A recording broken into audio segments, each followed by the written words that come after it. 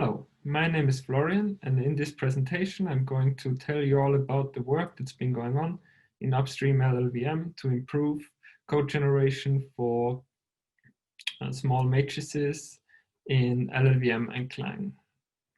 And let's jump right in. In this presentation, I'm first going to share with you the original motivation for this project, which should put into context some of the design decisions we took and some of the focus of the initial implementation. Then I'm going to introduce the matrix types extension that we added to Clang, which allows users to express matrix operations in C and C++. Then we're going to switch gears a little bit and take a look at how the matrix operations are represented in LLVM-IR, how the matrix types extension gets lowered to LLVM-IR and subsequently gets lowered to vector instructions. And finally, we're going to take a look at some performance numbers to give you an idea of what kind of gains the matrix types extension can bring to user code. This project originally started roughly 3 years ago, and the original goal was to provide users with a high-level solution that allows them to write high-performance code that operates on small matrices. This kind of code is common in computer vision or augmented reality use cases, for example. So the original code we looked at shared a few characteristics. So the code makes heavy use of matrix math on small matrices. And in this context, the context we looked at, small matrices were from 2x2 element matrices up to matrices with 16x16 elements. And the element types were mostly single and double precision floating point. Any solution would also have to be flexible enough to support code generation for expressions with varying shapes. So the approach needed to be flexible enough to support operations on square matrices, rectangular matrices, on any size between in our range.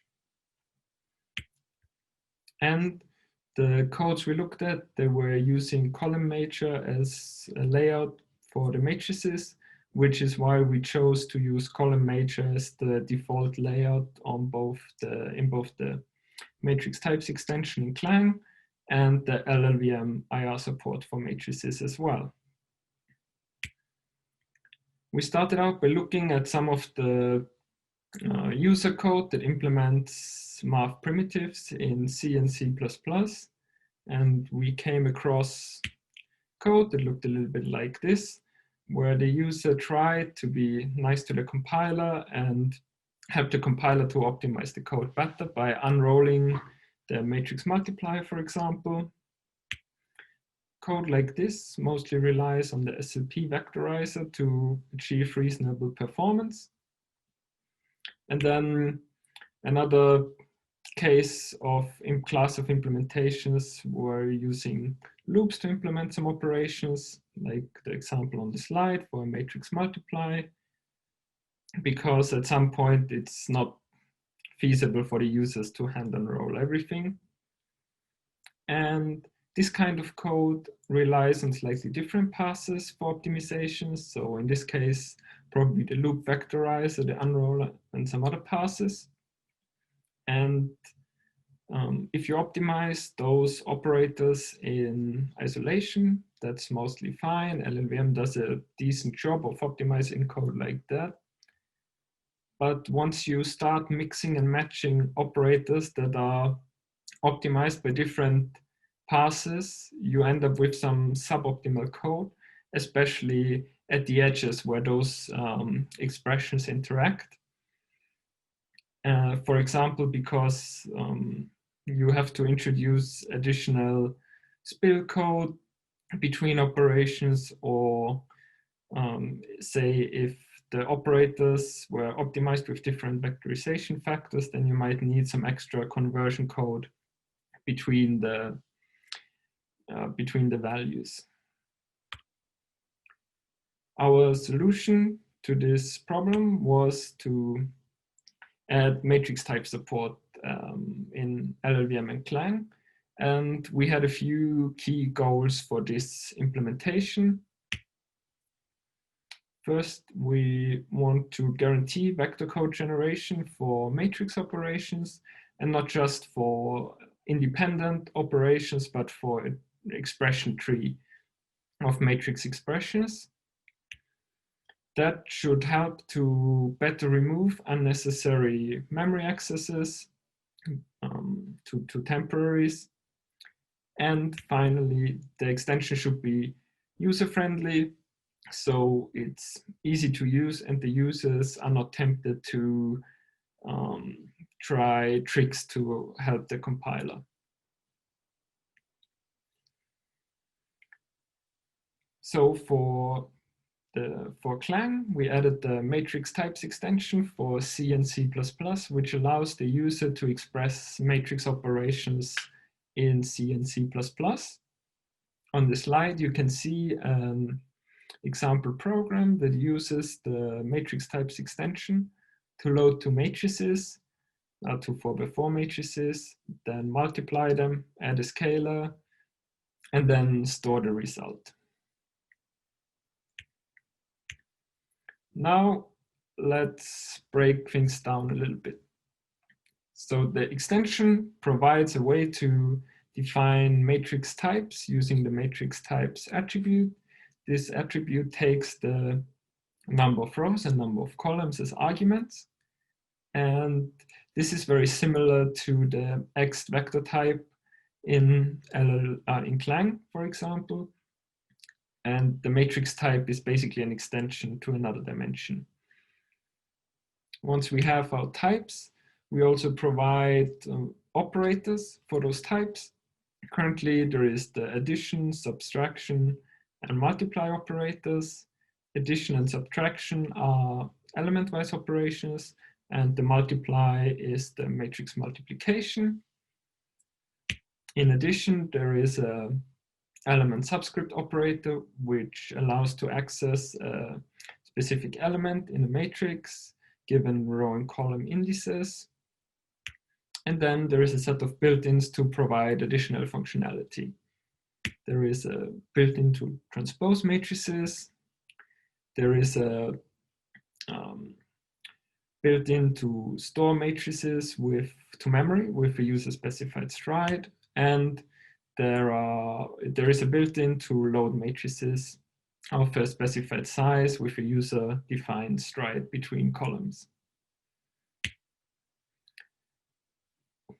This extension is specified and documented as part of the Clang documentation and can be viewed online or in the LLVM repository.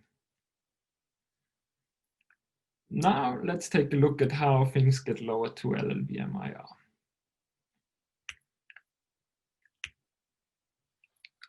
So our column major load built-ins, they are lowered to corresponding LLVM intrinsics that do column major loads. The math operators are also lowered to LLVM intrinsics for the multiply, and then to LLVM add vector instructions for the scalar or element-wise add.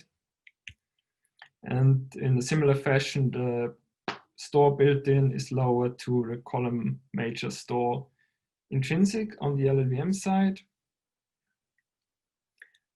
And okay, now let's break this down a little bit further. On the LLVM side, the matrix values are embedded in one-dimensional vectors in LLVM IR. So our 4x4 matrices that we had on the C++ level are represented as 16-element vectors in LLVM IR. This conveniently allows us to reuse LLVM, the existing LLVM vector instructions for element-wise operations. So for example, our element-wise addition can be lowered directly to an LLVM fadd instruction. And for scalar operands, we can just use scalar LLVM vector constants. And then there is a set of intrinsics for operations that require shape-dependent information. And so those intrinsics take the dimensions of the matrix they operate on as arguments. So for example, our column major load intrinsic takes the dimensions of the matrix that it loads. In similar fashion, the matrix multiply intrinsic takes the shape of the arguments that it operates on. Now let's take a look at how those operations are lowered to LLVM-IR, or rather lowered to LLVM vector instructions. This happens in the lower matrix intrinsics pass, which takes care of replacing the LLVM matrix intrinsics with corresponding LLVM vector instructions.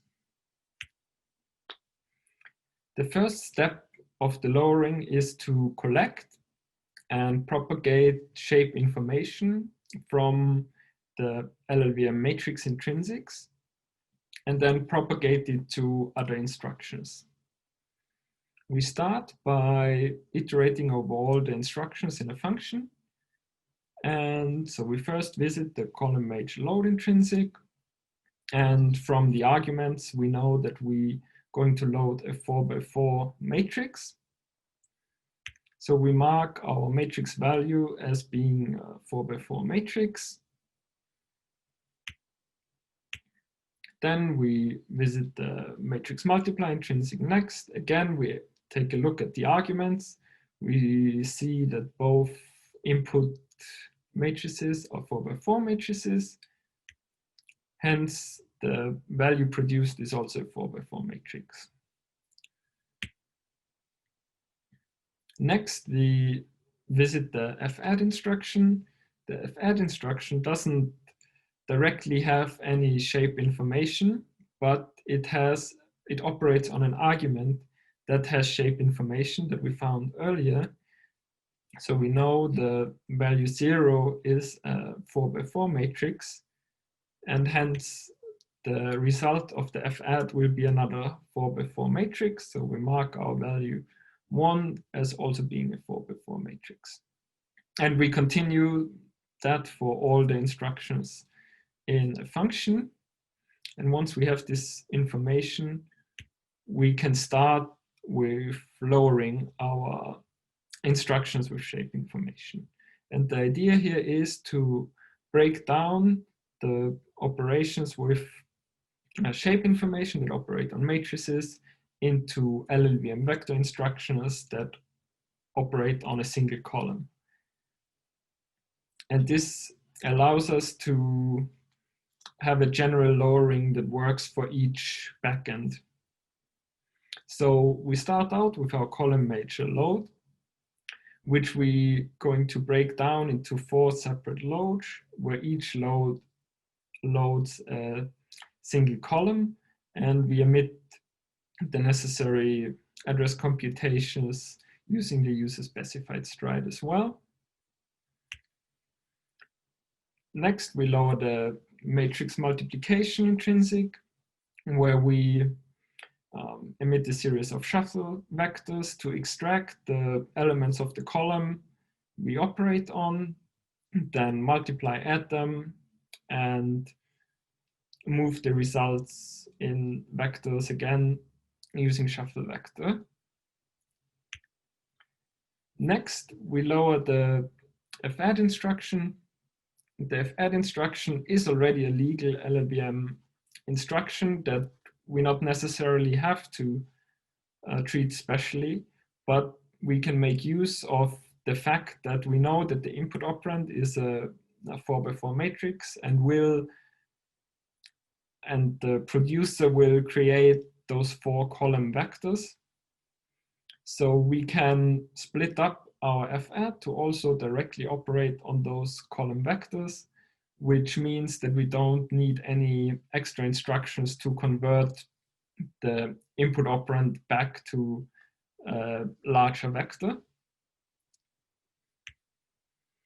And then similarly for the store intrinsic, we just have to emit 4 vector stores, 1 for each column, again with the necessary computation of the addresses. And this means we can lower the complete original program without needing any conversion code in between. Besides this general lowering, there are a few other features that are also supported by this matrix lowering path. First, we also support tiled code generation for matrix multiplies. So instead of effectively unrolling the matrix multiplication completely, we can generate a tiled loop nest that performs the matrix multiply operating on a specified tile size. And it's also possible to have specialized code generation for specialized hardware extensions that provide instructions suitable for matrix operations. The example on the slide here shows how AH64's dot product instruction can be used to lower matrix multiply efficiently for hardware that supports this extension.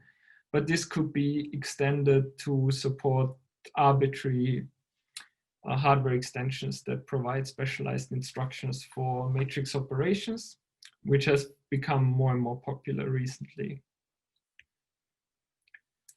Now that we know how things look in upstream LLVM now, let's take a look back at the original proposal that was shared 2 years ago.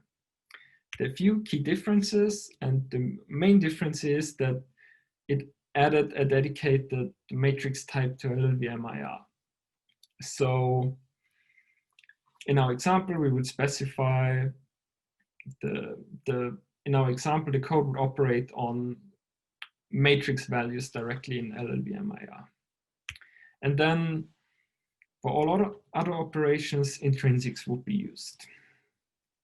This has some advantages. For example, the intrinsics don't need to encode the shape information directly as arguments, so it's a little bit more concise.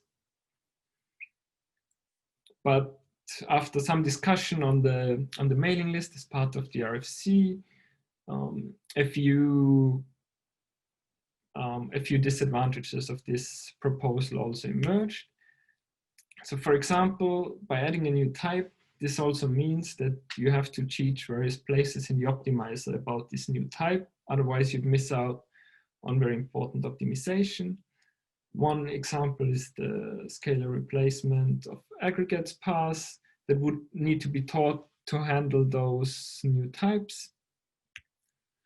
And you also have to thread this type through many places throughout LLVM, including the IR parser, the bitcode, readers and writers, and a bunch of other places. So you end up with lots of small changes across a wide range of files, and this was a constant source of merge conflicts when we kept our downstream implementation up to date with LLVM. And you need to specify some syntax for stuff like matrix constants, which you get for free by using the vectors. So this proposal was originally shared in 2018, and then after we received the feedback mentioned earlier, we went back to the drawing board and came up with this updated proposal using LLVM vectors and intrinsics, and shared this RFC roughly 1 year ago, and it has been accepted and is now part of LLVM. And similarly, on the Clang side of things, we worked with the Clang community to come up with a complete draft specification for the matrix types extension with documentation. And this landed a few months ago, and the implementation is almost complete. Now, to wrap up things, let's take a look at some of the possible performance gains from using this matrix types extension. And for that, first, let's take a look at a simple matrix multiply and accumulate. And we compare the matrix types extension to Eigen, which is a C++ matrix library. And the only difference in the source code is the type with which we instantiate the template. So for the Eigen version, we use the Eigen matrix type, and for the matrix types extension, we just use a type defined with the matrix type attribute. When running this on ARM64 for various sizes, we get the following results. What's shown on the slide is the change of the runtime of the matrix type version compared to Eigen. And positive values means Eigen outperforms the matrix types extension, and negative values means the matrix types extension outperforms Eigen. Let's take a look at some of those numbers. So first, we can see some, like a regression, and the case where we perform roughly equal to Eigen. So there's definitely still potential to tune some of the codegen for the matrix types extension.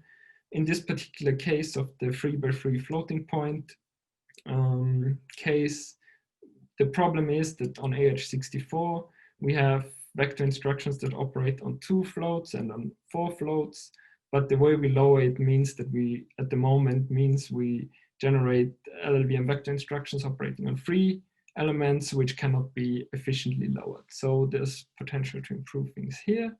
But then once we get to bigger sizes, we see more improvements by the matrix types extension up to 16x16, where we see the most substantial gain in this case.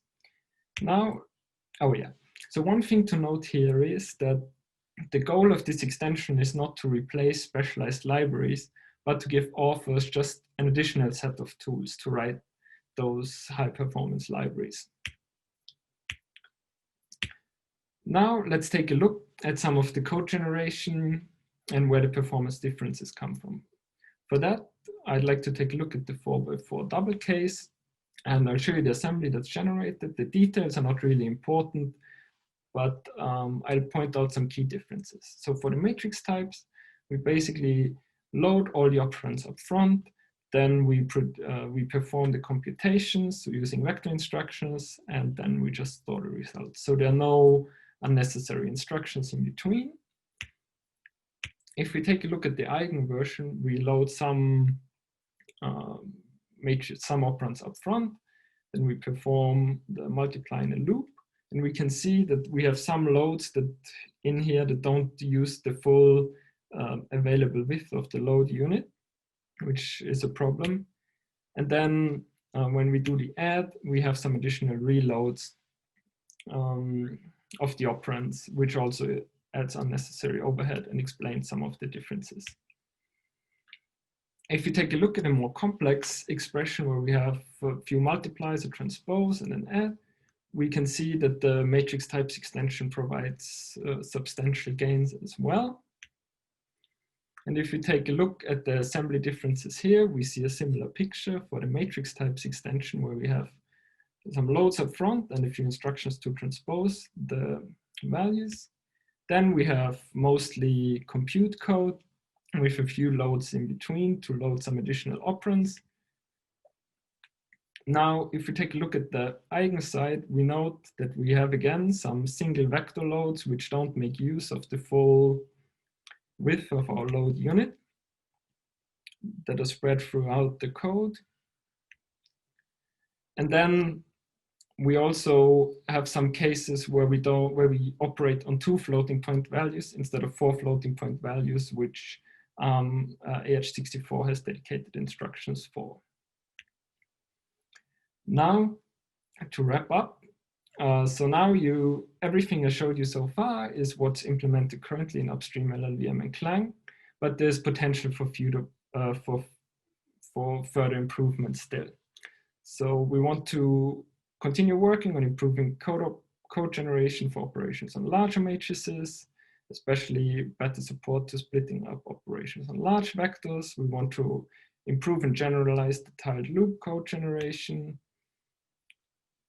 finish up row matrix support, and improve some things in Clang, like initializer syntax and how fast my flags are handled. And of course, we would be more than happy to work with anyone interested in improving the matrix support in LLVM and Clang. And that brings me to the end of my presentation. Thank you.